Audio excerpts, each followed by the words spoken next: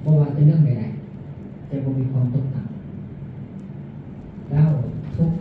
ที่เกิดขึ้นกับเขาก็จะเป็นความทุกข์ที่ปรากฏว่าเล็กน้อยบ่มากโดยเจ้าก็สมเทียบกับคนธรรมดาทั่วไป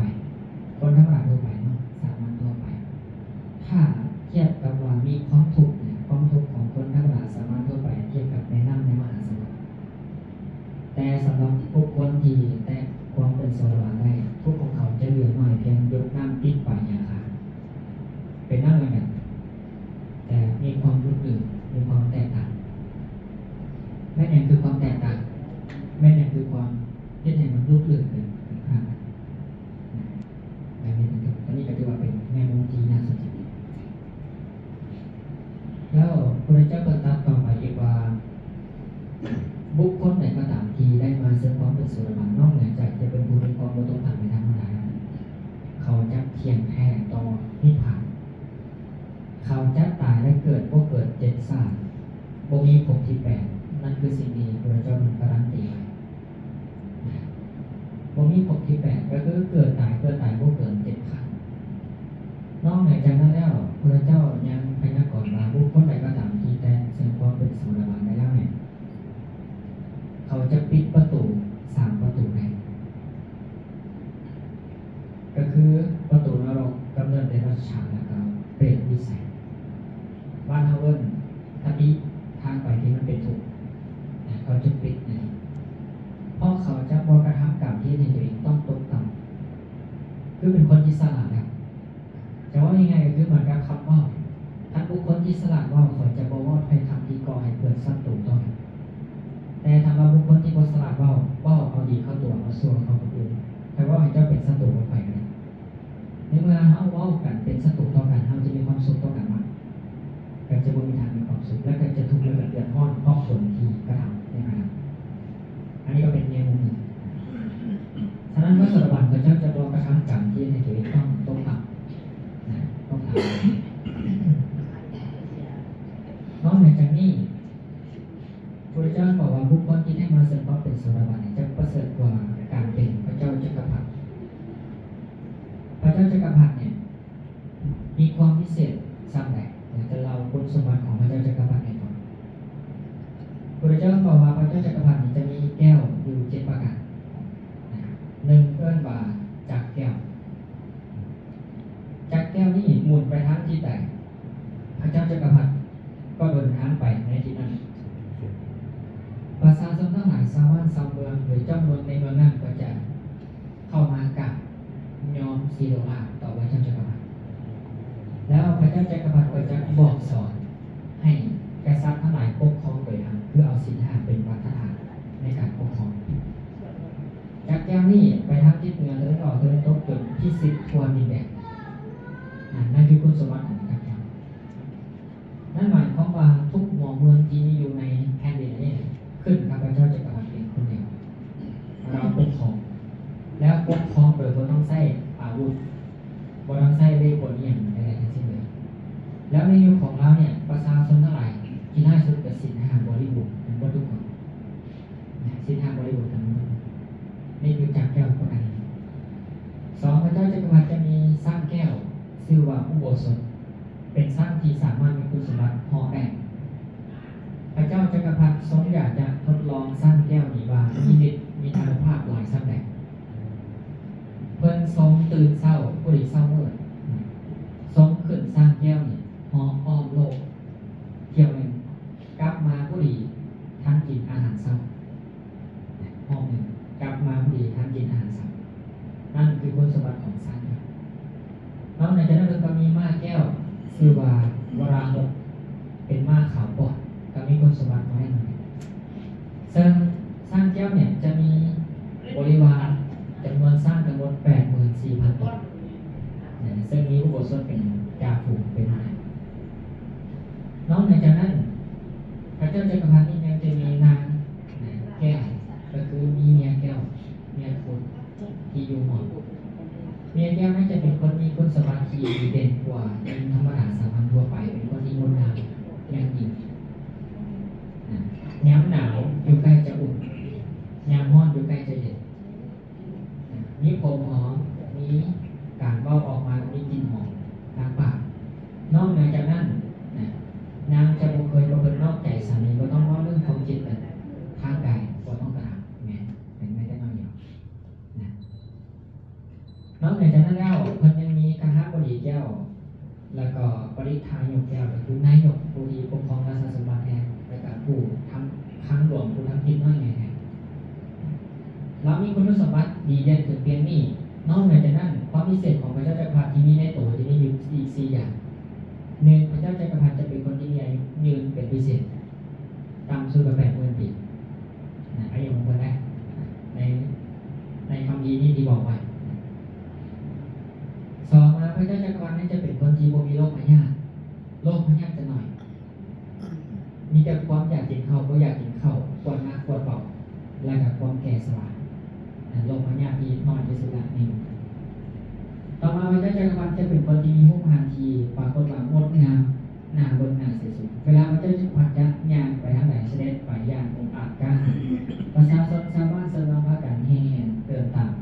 บางมีความปรารถนาว่าขอให้พระเจ้าจักรพรรดิจงย่างไปอย่างช้าๆพวกเขาเจ้าทั้งหลายจะซื้อส่ง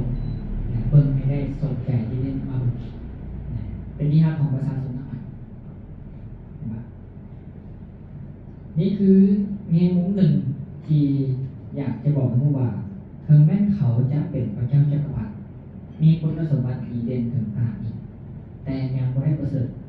กว่าการเป็นโซโลมอนเลยขอนั้นเพราะเหตุใดพระเจ้าบอกว่าถึงแม้พระเจ้าจักรพรรดิจะกินอาหารมื้อหนึ่งตั้งว่า 84,000 อย่างเราก็กินอาหารคาบหนึ่งโบวิกเขาหนึ่งจองโบวิกเขาหนึ่งจองโบวิกอาหาร 2-3 อย่างถ้าไม่อาหารจะเต็มโต๊ะดูลาแต่ก็ทำมันก็มีได้สั่งแล้วความพิเศษที่บอกว่าดูลากินวันนี้สุดท้ายมันก็ไปใส่มันก็ไปเป็นกุศลแล้วก็ทายออกมันทีนี้เนี่ยดีขึ้นไปเลยว่ายังไงคือพระเจ้าจักรพรรดิก็ตายทีนี้เมื่อเวลาตายไปแล้วก็สามารถที่จะปิดประตูอบายได้โอกาสที่จะไปสู่ทางต่ำคือไปทางนรกหรือกำเนิดเป็นชั้นเดรัจฉานหรือไปสู่ความเป็นเปรตก็ยังมีสูงดังนั้นบุคคลที่เป็นโสดาบันได้พระเจ้าจะบอกว่าเขาจะบ่มีทางตกต่ำบ่มีเหตุที่ไหนเขาจะต้องตกต่ำแม้แต่ความเป็นมนุษย์อยู่เนี่ยถ้าเขามีความประสงค์มีความปรารถนาขอพระกษัตริย์จงประถึงแก่เขาเลยนะพระกษัตริย์นั้นเขาจะประสบความสำเร็จขอเรียกจงประถึงแก่เขาเลยนะขอเขาจงมีอายุยืนยาวหรือเมื่อตายไปก็ขอให้เขาไปสุคติเป็นต้น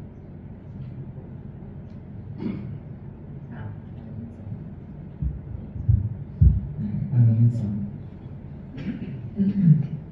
นี่คือคุณสมบัติของความเป็นโสดาบันดีจะบอกว่าดีไหมแล้วเยซูคิดว่าเป็นเรื่องไกลตัวเพราะว่าคนในยุคก่อนตอนที่พระเจ้าเป็นมีชีวิตอยู่เนี่ยเพิ่นประเทศเหมือนกับที่พวกเขาเข้าใจกันเนี่ยแต่ประเทศภาษาเพิ่นก็เป็นภาษาบาลีนั่นแหละเพิ่นก็เลยเข้าใจมาบ้านเฮาแล้วเฮาละว่ากันเอายึดถือตามเพิ่นว่าต้องเทศเนี่ยต้องเป็นบาลีแน่ถ้าบ่เป็นบาลีบ่แม่นเทศแต่ถามว่าพ่อรู้เรื่องหรือเปล่ารู้เรื่องปะแล้วมันสิมีความหมายเนี่ยมันก็บ่ได้แตกต่างกันกับดีแค่กับข้าวได้มาแล้วสิมีประโยชน์อย่างนั้นที่กินบ่ได้กินบ่เป็นเห็นปะฉะนั้นครูบาอาจารย์นักปราชญ์โบราณเราเพิ่นจึงได้ไปศึกษาหาเรียนอย่างซักซ้อนเกี่ยวกับภาษาแล้วก็แปลสำนวนจากบาลีมาเป็นลาวให้มันออกเป็นภาษาทีนี้เมื่อเพิ่นมาเทียบจากบาลีประเทศได้ยกไปจะตีก็คือเห็นไส้บาลาเห็นไส้บาลากับบ่แม่นเทียบแล้วเทียบว่าต้องใช้หนังสือปัดไปนั่นอีกแล้วนั่นคือเฮาก็เลยติดในรูปแบบต้องฟังแบบนั้นจะค่อยได้บุญคันบ่ฟังวันนี้มันบ่ได้บุญญาติโยมถึงจะมันฟังธรรมะหลายปานใดก็ตามแต่บ่สามารถที่จะถือเอาประโยชน์จากสิ่งนั้นได้มันก็บ่ได้มีความหมายอะไรเห็นปะเราต้องฟังและเข้าใจสามารถทอดถอนเอาบทเรียนนั้นไปปฏิบัติได้มันจะค่อยจะเป็นประโยชน์ก็เหมือนกับคนที่เขาเรียนแต่ว่าเกิดหนังสือถามว่ามันสิเป็นอย่างไรมันสิรู้หนังสือบ่มันก็บ่ฮู้แม่นบ่ก็เหมือนกันเวลามาศึกษาธรรมะถ้าเราบ่เข้าใจนิยามความหมายของธรรมะว่าอันนี้ควรนี่อันนี้บ่ควรแก่นี่เราก็บ่สามารถที่จะปฏิบัติดำเนินตามนั้นได้บางครั้งเราอาจจะสำคัญผิดเป็นถูกหรือถูกเป็นผิดก็ได้ก็เหมือนกับที่ญาติโยมปัจจุบันนี้โดยสมัยพากันสำคัญ เป็นคนรักษาศีลว่าเป็นคนผิดปกติหมอเรียกปกติเรามันบ่เข้าพวกผิดปกติอย่างนักมองหมอนี่เห็นปะจากดั้งเดิมได้ดั้งเดิมคนแต่ก่อนเนี่ยเขาจะบอกคนที่มีศีลเป็นคนสมบูรณ์เป็นคนปกติคนผิดศีลจะเป็นคนผิดปกติออกนอกแนวออกนอกลู่นอกทางแต่เดี๋ยวนี้เป็นอะไรกับตาลปัดเห็นโกงจากเป็นดอกบัวเห็นซัวเป็นดีนิยมในการทำความสัวเวลาเขาตัวกันเวลาเขาหลอกกันมีความสุขมวลซึมเฮฮาแต่หาหัวนั่นมันคือไฟมันคือความสัวทางธรรมะถามพวกทานทั้งหลายนางวินีพวกทานเป็นคนมักตัวบ่มักให้คนเดินตัวเขาบ่กระโดดมักแล้วคนอื่นที่อยู่ใกล้เขาเนี่ยมักให้เขาตัวเขาบ่กระโดดมักนั้นในหูไว้เลยว่าขึ้นคำว่าชีตัวเป็นทั้งที่ตนเองกระโดดมักและคนอื่นกระโดดมักแล้วมันสมควรหรือบ่ที่เขาจะยัดเยียดความมักของตัวเองให้แก่คนอื่นคือเป็นตัวคนอื่นแต่ในเขาก็จะเห็นว่ามันบ่สมควรในว่าเขาก็เริ่มมีปัญญาพิจารณาขึ้นมาน้อยหนึ่ง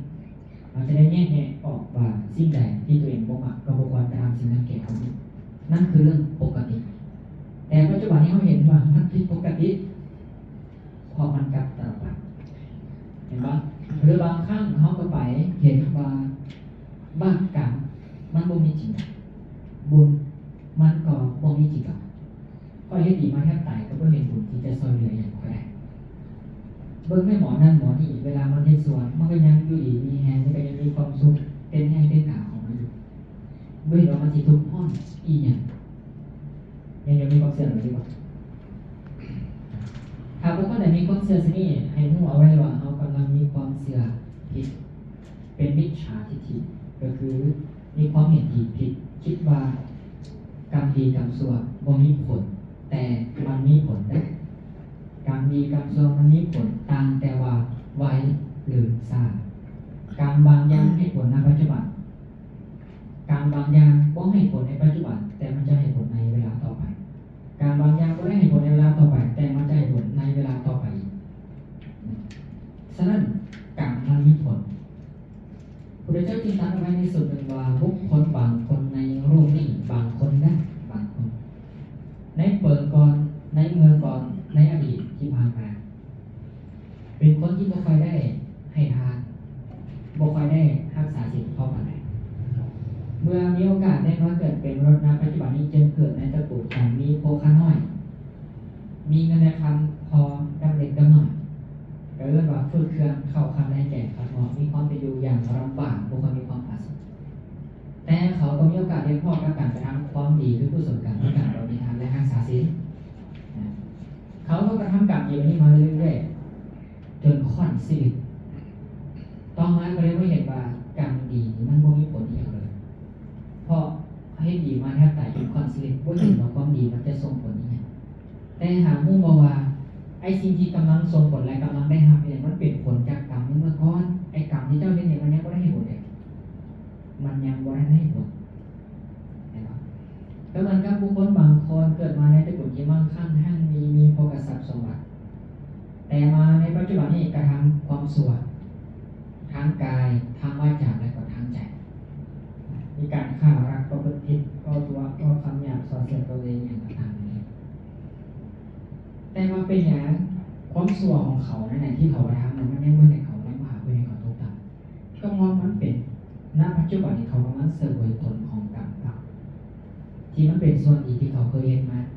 ถ้าไอ้กรรมเรื่องนี้หมดเดี๋ยวจะพูดเรื่องแต่ว่าเดี๋ยวจะพูดเรื่องนี่ก็เป็นอีกแง่มุมหนึ่งที่สำคัญที่อยากจะบอกให้รู้ว่ากรรมมันมีผลแต่ว่ามันจะไวหรือช้าจะไวหรือช้าในหัวไว้เลยว่ามันมีผลแต่กรรมมันก็เป็นทายาทนะมีมรดกต่อกันมาแล้วก็จะได้รับผลของการกระทำของตัวเองนะทีนี้ก็เข้ามาฟังลักษณะคุณสมบัติที่จะเฮ็ดให้เกิดความเป็นสมบัติว่าเขามีคุณสมบัติแบบไหนหลักๆพระเจ้ามันก็จะสอนไว้นะหลายพระสูตรบอกว่าจะเป็นการที่บุคคลบางคนในโลกนี้เจตนางดเว้นจากการฆ่าสัตว์งดเว้นจากการรักงดเว้นจากการประพฤติผิดในกามงดเว้นจากการว่องตัวงดเว้นจากการดื่มน้ำเมานั่นก็คือศีลห้าบริบูรณ์ นอกเหนือจากนั้นข้าเจ้าจะเป็นผู้ที่เข้าอกเข้าใจในเรื่องของปฏิจจสมุปบาทเหตุและปัจจัยทุกอย่างในโลกนี้เกิดจากเหตุและปัจจัยถ้าปราศจากเหตุและปัจจัยจะบ่มีที่มันจะเกิดขึ้นมาเองลอยๆทุกอย่างเราจะมีเหตุและมีผลของมันต่อมาข้าเจ้าจะต้องเป็นผู้ที่มีความเลื่อมใสศรัทธาอย่างมุ่งมั่นบ่หวั่นไหวในพระเจ้าในพระธรรมและในพระสงฆ์มีสิ่งที่พาอะไรเจ้าหักใคร่และพอใจเป็นสิ่งที่บ่ขาดบ่ทะลุบ่ด่างบ่หมองเศร้าบ่ถึกตัณหาบ่ถึกที่รูปคำเป็นไปพร้อมในสมาธิสิ่งแบบไหนคือสิ่งที่บ่ขาดบ่ทะลุบ่ด่างบ่หมองเศร้าคือสิ่งที่พาอริยะเพิ่นพอใจก็คือสิกขาบทเราใดก็ตามจะเป็นศีล5ก็ตามศีล8ก็ตามศีล10ก็ตามหรือศีลของพระก็ตามสมถะศึกษาว่าจะรักษาแล้วนะรักษาให้ได้ตลอดฮอดฟังบ่ให้ผิดพลาดบ่ไปทำผิดอีกสิกขาบทใดก็ตามที่สมถะแล้วบ่ให้ผิดพลาดนั่นแหละคือสิ่งที่พระอริยะเพิ่นพอใจถึงแม้จะต้องเสียชีวิตก็ตามก็ยังคงรักษาสิกขาบทนั้นตอนนี้เป็นต้นนี่ก็เป็นอีกในมุมหนึ่งที่บ่งบอกให้หมู่บางคนบอกว่าศีลธรรมมันกินบ่ได้ดอกเคยได้ยินบ่ศีลธรรมมันกินบ่ได้ดอกบ่ต้องไปมีมันก็ได้นี่เขาเจ้ากำลังคิดว่าสิ่งที่เขากำลังกระทำมันคือความสุขนั่นก็คือผลดีที่เขากระทำเป็นต้นเหมือนกับบุคคลที่กินน้ำผึ้งผสมกับยาพิษบุคคลที่กระทำความชั่วในสไตล์เดียวกันเลยเหมือนกับบุคคลที่กินยาพิษผสมกับน้ำผึ้งเพราะตอนที่กินมันจะมีรสชาติที่หวานหอมเพราะยาพิษมันยังไม่ได้ให้ผลแต่ว่าในกระดาษที่ฤทธิ์เดชของพิษมันให้ผลเขาจะก็จะประสบกับความทุกข์อย่างหนักหน่วงก็เหมือนกันเวลาที่บุคคลกระทำความชั่วเขาจะลงในทางเห็นโทษของมันว่าจะเป็นการตีกันก็ตามคนมีความสุขสนุกสนานบนซื้อมีฮาหรืออย่างไรก็แล้วแต่เขาก็คิดว่าสิ่งนี้มันเป็นความสุขแต่เขาไม่บอกว่านั่นคือความทุกข์การยืนต้นนี่เป็นแง่มุมหนึ่งที่บ่งบอกให้รู้ได้ว่าถ้าเขาบ่มีปัญญาในการใช้ชีวิตกับบุคคลเขาเนี่ยจะทุกข์อีกโดยที่ไปเอาความทุกข์ภายนอกมาทับทุกข์ตัวเองผู้ที่บ่มีทุกข์ทับทุกข์บางคนมันว่าให้เขามันนินทาเขาก็เก็บมาถูกว่าเป็นอย่างเขาคือว่าเป็นอย่างเขาคือนินทาไอ้ตอนที่เขากำลังคิดอยู่เนี่ยไอ้ผู้ที่มันนินทาเจ้าหน้ามันไปเกี่ยวอยู่แคมป์ของมันไปรู้เรื่องเนี่ยมันว่าแล้วมันก็ไปแต่เป็นอย่างเขาคือเก็บออกคำว่าของบุคคลที่บ่มีค่าบ่ได้ปรารถนาดีเนี่ยมาทุกข์ไปเรียกเราถึงขนาดเห็นปะไม่ใช่ในชีวิตของเด็กต้องโอบกับความทุกข์ไปเรียกกับทุกข์ผู้อยากไปผู้อยากข้อกับคนยังสั้นยังสิ้นแต่ทุกข์อยู่ผู้เดียวนี่คือว่าเป็นการจัดการปัญหาที่บ่ถูกต้องพระพุทธเจ้าจึงมาสอนให้พวกเขาเข้าใจระบบของการทำงานของร่างกายของโลกนี้ว่า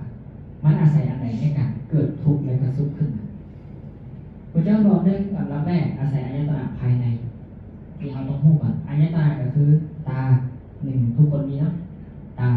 2หู3ดัง4ลิ้น5กาย6แล้วก็ใจนี่เป็นสิ่งที่ทุกคนมีอยู่แล้วเป็นภายใน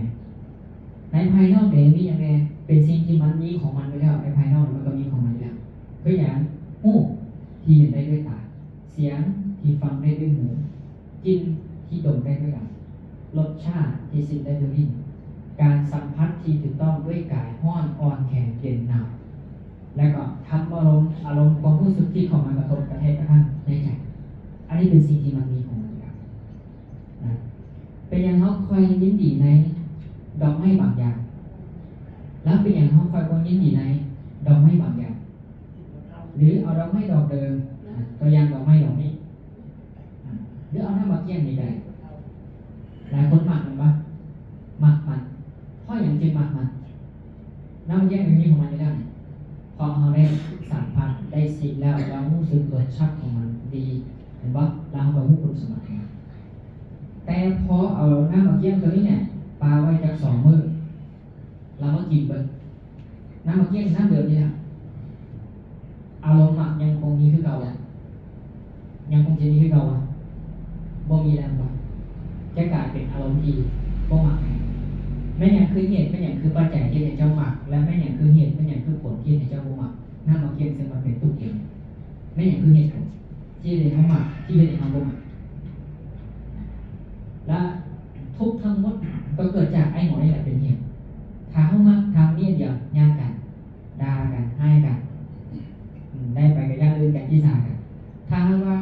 มีผู้ใดมากเอาไปทิ้งไว้ใส่ไปทิ้งใส่เงินเจ้าบอกมาเอาไปทิ้งใส่เงินคนนี้กับผมมาเห็นปะมันก็เป็นเพียงแต่เหตุแล้วก็ปากแตกของมันเป็นอยู่อย่างนี้มันก็ไม่ได้เพียงจากความนี้เหมือนกับเสียงที่ว่ามาณปัจจุบันนี้ที่อาตมากำลังกล่าวอยู่ฮัลโหลได้ยินเสียงกินอาตมาว่าไว้ไหนฮัลโหลปะแต่ว่ามันดับไปแล้วเลยฮัลโหลปะดับแล้วแต่สิ่งที่ยังคงอยู่ก็อย่างสัญญาที่บอกจำเสียงนั้นไว้แต่เสียงนั้นดับไปตั้งหมดแล้วมันเกิดและดับทันทีทุกอย่างในโลกนี้เกิดและดับเกิดและดับแต่ที่ยังคงอยู่คือการที่บอกไปจำเอามันมาคิดแล้วปรุงต่อโอ้เสียงที่มวลเนาะมากๆค่อยมากได้เสียงแบบนี้ได้เสียงดับไปทั้งเลยว่าหรือมันจะหมุนเกินกลับมาใหม่เกิดมาใหม่ก็เหมือนกันตาก็เห็นรูปไปตลอดเวลาหูก็ฟังเสียงไปตลอดเวลามันจะมีเสียงที่เจ้ามาเสียงที่เจ้าบ่มาเห็นปะแต่ถ้าเมื่อไหร่ก็ตามที่เจ้าไม่ต้องไปแย่งเสียงบ่มากหรือบ่มากเพียงแต่เจ้าไปเห็นว่ามันก็เป็นเพียงเสียงมันก็เป็นเพียงหนึ่งได้ยินเจ้าจะถูกนั่นเสียงปะเจ้าจะบ่ถูกนั่นเสียงแต่ถ้าเมื่อไหร่ก็ตามที่เจ้าบอกว่าเสียงที่มากเจ้าจะพยายามแสวงหาอะไรเจ้าจะอยากได้หรือเจ้าบอกว่าเสียงที่บ่มากเจ้าจะรู้สึกรำคาญและหงุดหงิดทันทีเจ้าจะบ่อยากได้ทันทีแต่ถ้าเมื่อไหร่ก็ตามที่เจ้ายอมจนอย่างมันก็เป็นเพียงเสียงมันก็มีของมันอยู่นะมันก็เป็นธรรมชาติของมันอยู่นะแต่เพราะว่าปัจจุบันนี้พวกเราได้ยินเสียงหลากหลายทั้งเสียงนกทั้งเสียงรถทั้งเสียงโทรศัพท์ทั้งเสียงเทศทั้งเสียงแอร์ก็อย่างเจ้าคือบ่รู้สึกรำคาญในเสียงบางอย่างเลยพอเจ้าเลือกที่จะบ่ใส่ใจมันบ่แม่นว่าเจ้าบ่ได้ยินนะเจ้าได้ยิน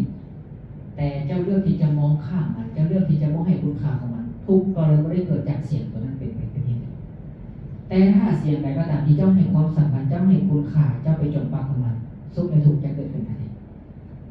เห็นปะทั้งหมดเกิดจากการที่เขาเข้าไปสำคัญได้อาตมาจะยกอีกตัวอย่างหนึ่งรู้จักเส้นผมปะผมในหัวรู้จักมั้ยผมนี่นะมันก็เป็นธรรมชาติที่เกิดขึ้นเพราะอาศัยหนังหัวและกระสานอาหารจากหนังหัวดูดซึมขึ้นมาเลยต่อมามันก็พัฒนาจากดำกลายเป็นแดงแตกปลายแล้วมันก็จะขาวแล้วมันก็จะร่วงหล่นแล้วมันร่วงหล่นลงไปสุดดินปั๊บมันก็คือย่อยสลายสุดท้ายมันก็กลับไปสู่ความเป็นขี้ดินนั่นคือธรรมชาติปั๊บเป็นอย่างนี้อันนี้เรียกว่าผมมันมีความบ่เที่ยงเขาบ่เที่ยงก็หมายถึงว่าสามารถตั้งอยู่แบบนี้คือดับแบบนี้ไปตลอดแล้วเขาก็ไม่ได้ตามอำนาจในมันเพราะมันต้องเป็นไปตามอำนาจของมันเขาบ่มีสิทธิ์ที่จะไปสร้างว่ามึงจงดับไว้ที่ตลอดสร้างได้ปะสร้างบ่ได้คำถามก็คือว่าเป็นอย่างคือสร้างบ่ได้เป็นอย่างคือยึดอำนาจของผมว่าให้มันขาวออกได้ให้มันดับนี้ไปตลอดเป็นอย่างเขาคือยึดมันไว้เพราะเขาบ่มีอำนาจไปจัดการกับมันนั่นคือธรรมชาติที่มันต้องเป็นอย่างนั้นแล้วพวกท่านทั้งหลายเคยได้ยินผมมันมาจมทุกข์ประวันเฮ้ยสายกูบ่อยากงอกกูบ่อยากแตกปลายกูบ่อยากร่วงหล่นกูทุกข์ได้กูใจสิเฮ็ดจังได๋ผู้ใดเคยได้ยินผมมาจมทุกข์กับเฮาเนี่ยบ่เคยได้ยินปะแล้วเฮาแม่นไผเสือกไปทุกข์นำผมเฮานี่แม่นไผเสือกไปทุกข์นำมันบ่อยากให้มันงอกบ่อยากให้มันร่วงหล่นบ่อยากให้มันแตกปลายเฮาแม่นไผคือสิไปทุกข์กับมันเห็นปะไม่ได้โตมันเองมันยังบ่เคยจมทุกข์เลยแล้วเฮาแม่นไผไปทุกข์กับมันเห็นปะแม้แต่ร่างกายที่พ่อคิดว่าเป็นของพ่อจริงๆเนี่ย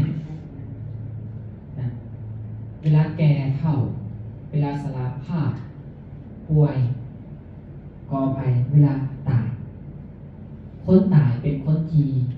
คนหักหรือคนรังเกียจพอคนตายเป็นคนที่คนอื่นหักหรือคนอื่นรังเกียจคนอื่นรังเกียจเนี่ยนะคนอื่นเขารังเกียจจักกินเงินข้าวจักเงินต่างๆเอาไปเลยบอกว่าใครฮักเจ้าหลายที่สุดเลยความตายก็บอกอยู่กันน้ำนี่ก็ลงกันไว้แทนตั้งแต่3 มื้อมันดีไม่บอกอยู่น้ำกันไปหรอกไม่แต่กระดูกก็ยังบอกเอาไว้เกินยากเห็นปะมีความประมาทนั่นเขาเห็นสัจธรรมความจริงอย่างหนึ่งก็คือว่ามันเป็นความหักมันเป็นความหมักจอบปลอมที่หลอกลวงกันนั่นเองนะในตอนที่ยังมีชีวิตอยู่ทีนี้เมื่อเวลาเขาตายไปก็ข้าเจ้าไปเนี่ยจุ่มเห็นปะแล้วไอ้ร่างกายที่เขาบอกว่าเป็นเขาที่นำตัวในปัจจุบันข้าเจ้าจุ่มแล้วมันไปไหนมันก็ไปเป็นที่เท้ามันก็ไปเป็นที่ดินเห็นปะแต่ถ้า งที่เขาต้องพูดอยู่แล้วเป้าหมายที่อาตมากับแบบที่แม้แต่ผมแม้แต่ร่างกายก็เป็นดิน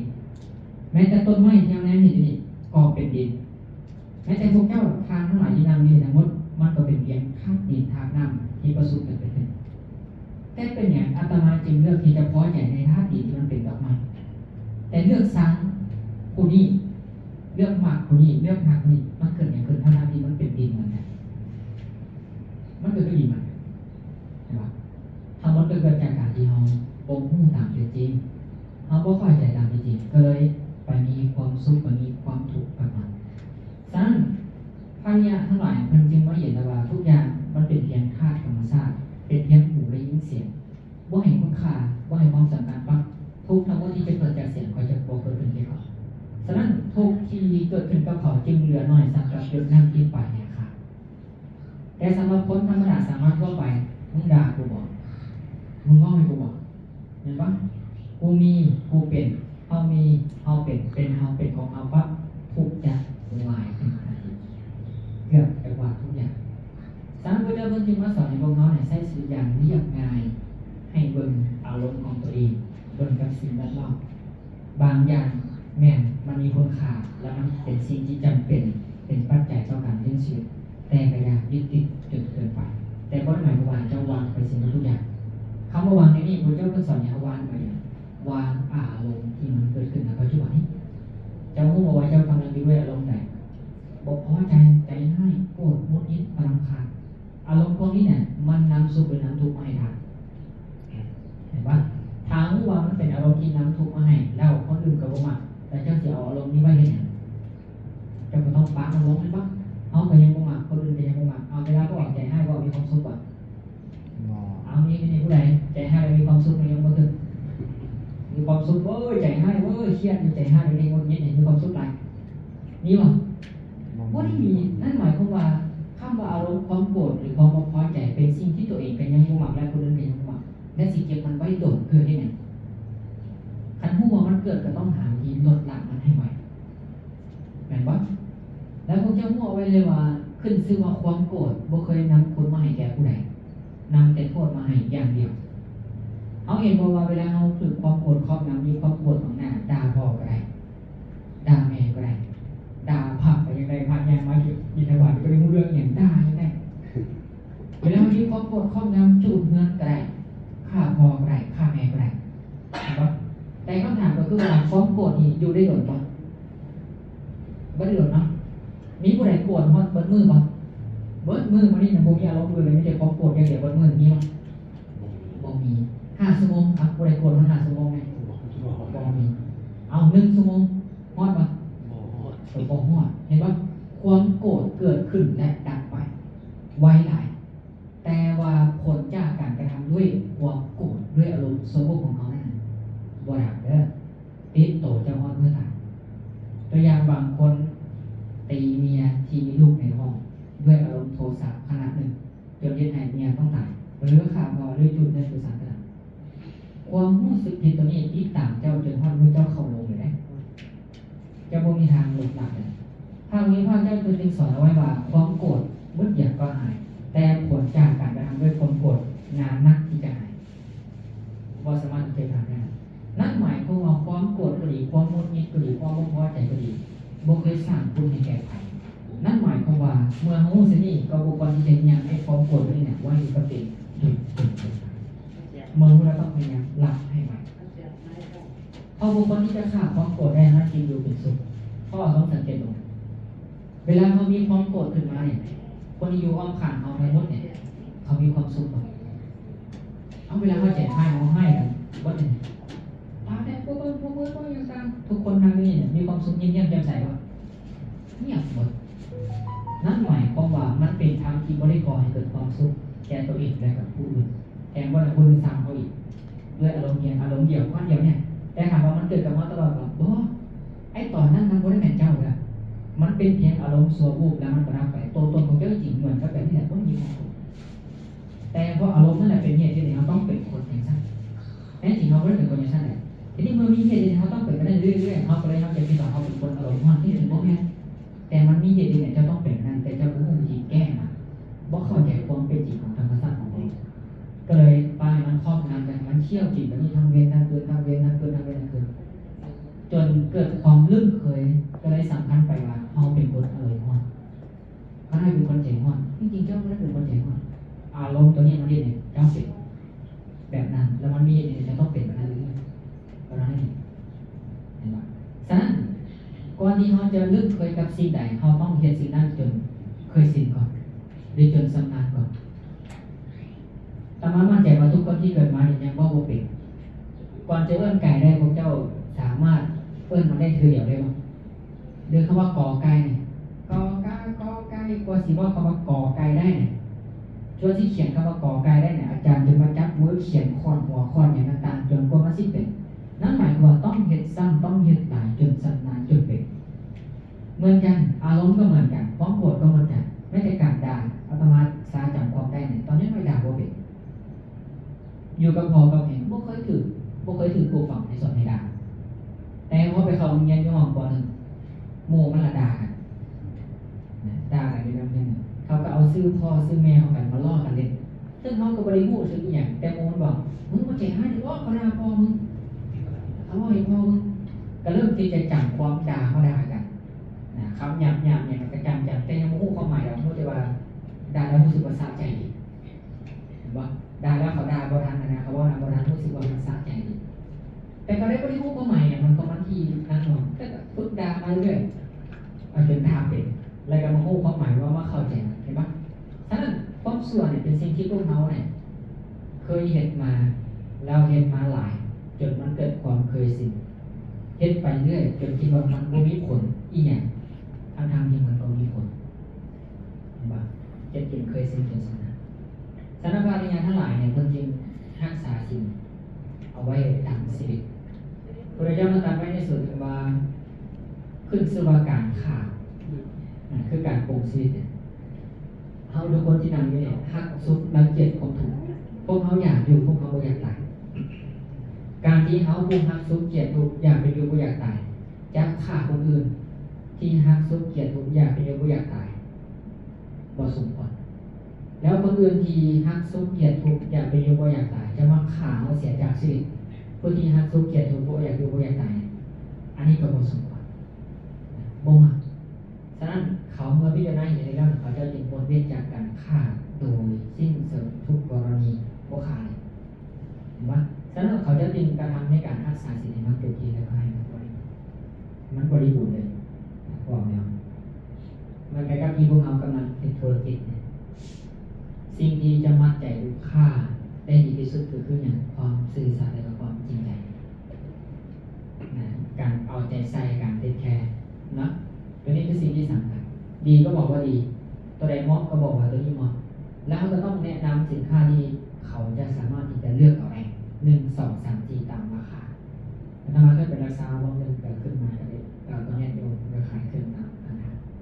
เมื่อเวลาลูกค้ามาซื้อกับบางคนเขาจะเป็นยังมีความลังเลสงสัยโบแมนว่าเขาอยากได้ของดีแต่ปัจจัยเขายังไม่เพียงพอฉะนั้นโบแมนว่าเขาสิเป็นตัวของบริการขายว่าเป็นของดีเขาบอกเขาไปตรงๆเลยว่านี่คือดีได้อันนี้คือปานกลางอันนี้คือดีไล่สุดแต่ราคามันจะมีรายเขาเลือกเอาด้วยการที่เขาให้จริงสิ้นเนี่ยลูกค้าก็จะมีความรู้สึกว่าเขาเป็นคนที่จริงใจสื่อสารพวกโกงขนาดเขาทำไหมเพราะเขาพูดอยู่แล้วว่าเขาเอาดีให้แน่นอนนี่คือดีที่สุดแล้วนี่ก่อนว่าดีนะนี่ปานกลางแต่ถ้าค่อยแนะนำเอาตัวนี้มันจะเป็นสิ่งที่ดีกว่าแต่ถ้าเจ้าตอนนี้เป็นการจะเอาว่าใช้ได้บ่มันก็ใช้ได้ความสื่อสารของพระเจ้าเนี่ยบอกว่าเป็นรสเสน่ห์เป็นนิยมที่ยอดเยี่ยมที่สุดแล้วในโลกนี้เพราะทุกคนนิยมสัจจะก่อนบ่มีไผ่โลกนี้ที่จะนิยมความคิดหลอก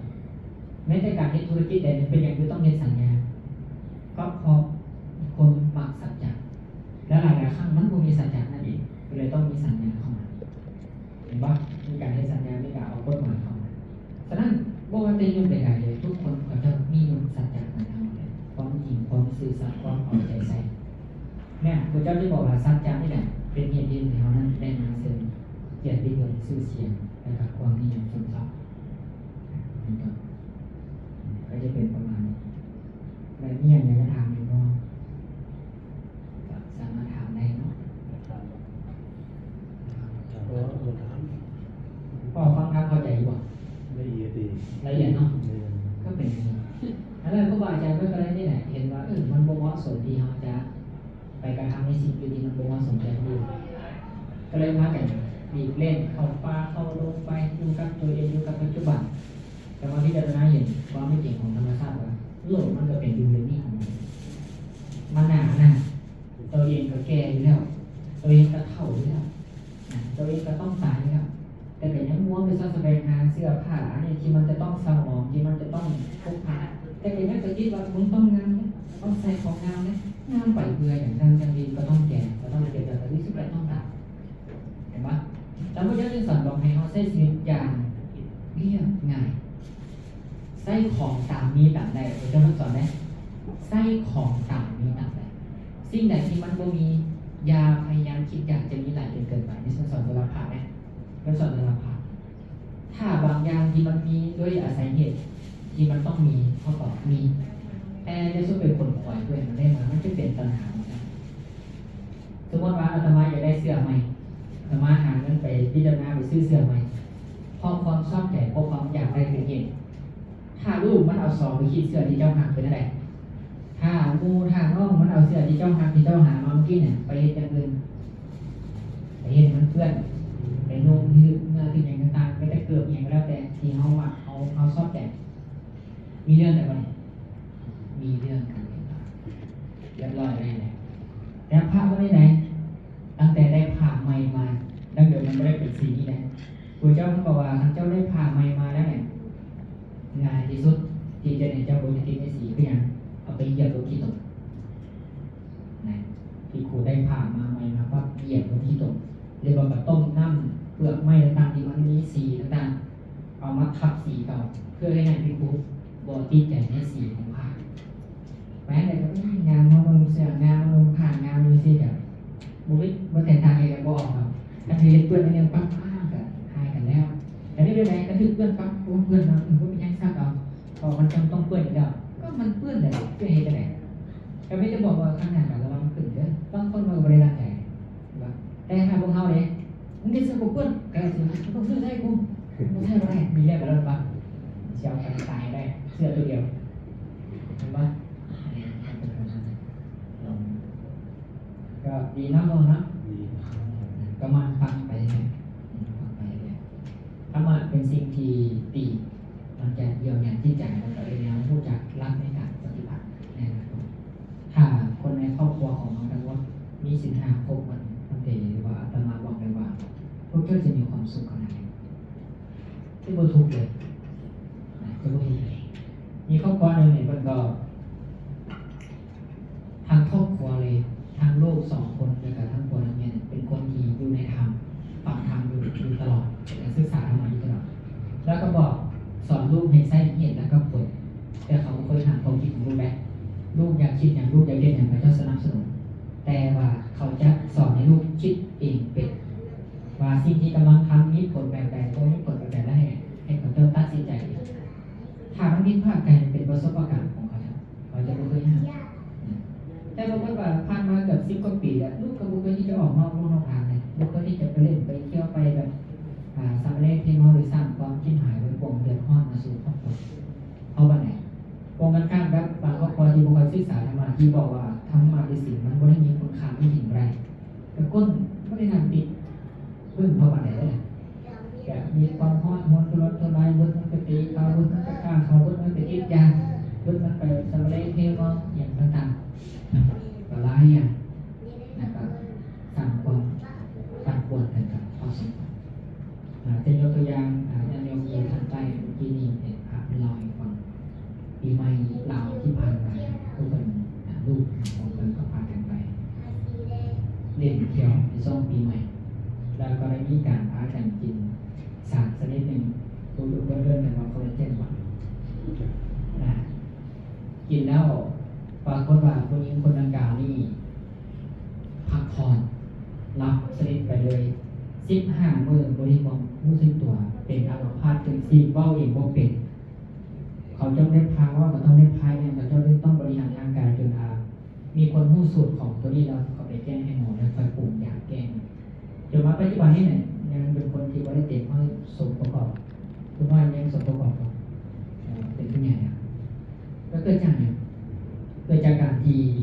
ได้สอนให้ลูกของเขาคิดเองเป็นแยกแยะเองเป็นบางอย่างนะก็แม้ดูว่ามันเป็นสิ่งที่เขาไม่มีความสุขแต่ก็ต้องสอนให้เขาคิดเองเป็นและระวังตัวเองได้จะเป็นสิ่งที่ดีหรือบางครั้งลูกกับไปติดเกมเล่นเกมจนพานันเบิดเงิน40-50 ล้านก็ต้องแนะนำไปส่งไปใช้ถ้าว่าได้เกิดไม่ใช่เงินถ้าเราเคยปลูกฝังให้ลูกของเขามีสิ่งเดียวกันไม่ทำให้คิดเองเป็นให้มีความรับผิดชอบต่อหน้าที่เรียกในเงินในสังถ้าเราเคยดีกว่านั้นถ้าหากว่าลูกคนใดเปิดเผยนะสอนลูกตั้งแต่น้อยขึ้นไปแล้วให้ลูกมันคิดเองเป็นแยกแยะเองเป็นนะมีครอบครัวหนึ่งนะมีคนเล่าให้ฟังเลยแล้วจะเปิดเผยทรัพย์สมบัติทั้งหมดกับลูกไม่แต่เงินที่อยู่ในบัญชีก็จะเปิดเผยทั้งหมดว่า1 2 3 4และรายจ่ายของเขามีแบบนี้จนฮอดในอนาคตมีอย่างไรนะแล้วพอเนี่ยแบ่งเงินไว้ลูกละสองก้อนแบบนี้เพื่อเราเดือนเป็นแบบนี้ถ้าเจ้าอยากได้อย่างจะต้องเก็บเงินนั้นให้สมกับเงินของเจ้ากลับไปซื้อไว้พวกมันจะมาแอบออกเพราะว่าสิ่งที่ต้องใส่ต่อไปยังมีคือสอนให้มันคิดเองเป็นมันแยกแยะเองเวลาลูกอยากจะได้อย่างว่าเขาจะเก็บเงินเองจนกว่าจะไปถึงสิ่งที่เขาต้องการในขณะของเขาไปซื้อเขาเห็นว่าสุดบางอย่างเนี่ยมันว่าให้ฟังสิ่งที่ลูกมันอยากได้มันไม่อยากได้เนี่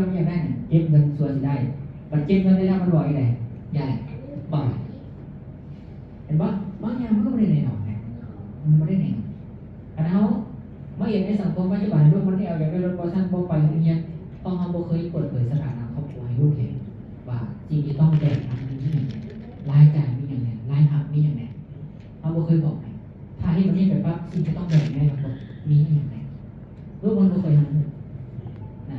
มันก็เลยบอกจะได้นี่ท่านก็ได้พบแบบนี้ท่านก็ให้พ่อแม่ก็หักทำไปสั่งความเข้าใจที่คุ้นเคยกันพอสมควรดีเนาะพยายามสอนให้ท่านที่เองเป็นได้ในที่ดี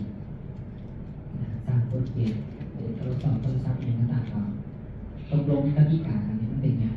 เวลาเรียนเวลาเรียนประเด็นว่างแต่ว่าเราต้องสื่อสารต่อกัน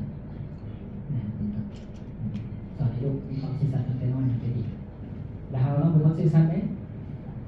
มันจะสอนลูกตัวเองคนสื่อสารเองสร้างความไวแล้วบอกมันจะไปติดงูใส่ก็จะกินเหล้าเมาสุราแต่ว่าตัวเองกินเหล้าใช่ไหมส่วนใหญ่ต้นเนี่ยเรื่องแปลกเรื่องนอกถ้าเราเจ้าเคยเห็นไหมในสังคมภายนอก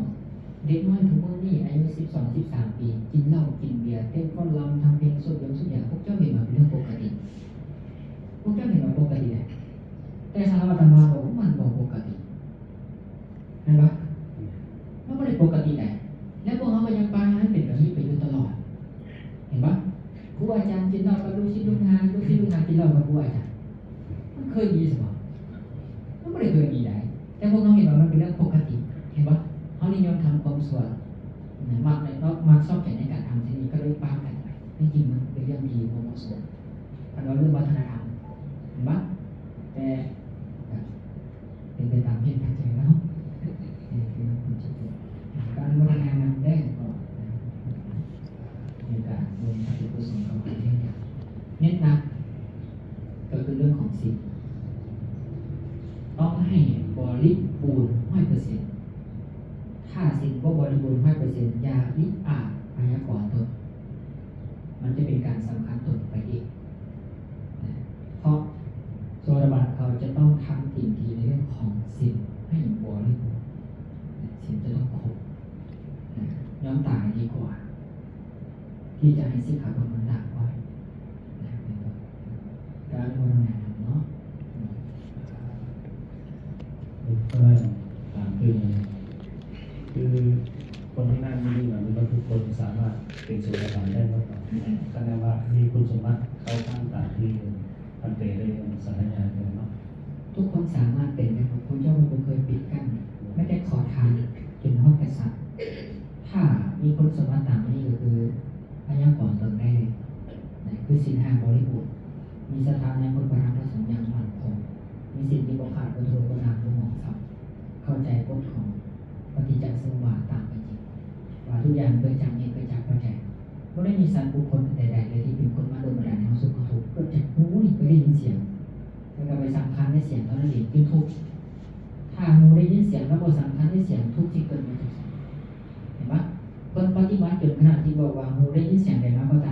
าม ดิ้นด้วยกายด้วยใจนะกับบริมีผลอะไรไทยได้ก่อนได้ เพราะว่าญาติบางคนก็คือแบบเอาในสถานะนี้มาอยู่แบบนี้เขาไม่ควรคือสิบได้กับสถาบันแบบนี้นะคือกัน อาการที่คริสเตียนีอาตมาโบส่งเสริมเพราะอย่างมันเป็นการเหยียบตัวเองจากอยู่กับที่มันจะมีการพัฒนาการเพราะการที่เขาไปคริสเตียนแล้วเนี่ยกิจใดที่ควรจะทำให้ยิ่งขึ้นไปวิธีที่ควรฝักใฝ่ที่เขาต้องทำเขาควรจะโบทำเลยเพราะเขาคิดว่าเขาเห็นได้หรอกแต่ก็เป็นอีกด้านที่เขาก็เห็นได้เขาก็พัฒนาเองแต่ถ้าหากผู้ใดก็ตามที่เขามีความคิดว่าเขาต้องเห็นได้แหละเป็นอย่างเขาเสียได้เขาก็เป็นคนขึ้นกันคนอื่นก็เป็นคนขึ้นกันเอาคนหนึ่งคนหนึ่งเป็นคนหนึ่งก็อย่างเขาเคยได้เขาเคยได้สิ่งที่ได้ให้เป็นเขากับพักดันตัวเองอาจจะไม่ได้นั่นก็ได้เมื่อก่อนอาตมาก็เป็นกับพวกทั้งหลายกับขาสั้นกับรักสั้นก็เป็นคำว่าด้วยกันแต่ว่าอาศัยการอยู่กับพ่อแม่ครูบาอาจารย์อยู่กับกัลยาณมิตรอยู่กับศีลกับธรรมผู้กอบของตัวเองต้องกระทำมันนี้อย่างไรคอยจี้คอยซ้ำกันไปก็คอยต้อมกันมาเรื่อยๆหน่อยคอยพัฒนาปวดไม่ยุ่งเข้ามากับฟาดโคตรอะไรสนใจเลยเห็นปะมันกัดปลูกเลยนะแต่พอเข้าไปเรื่อยศึกษาไปเรื่อยกับเริ่มไม่เห็นว่า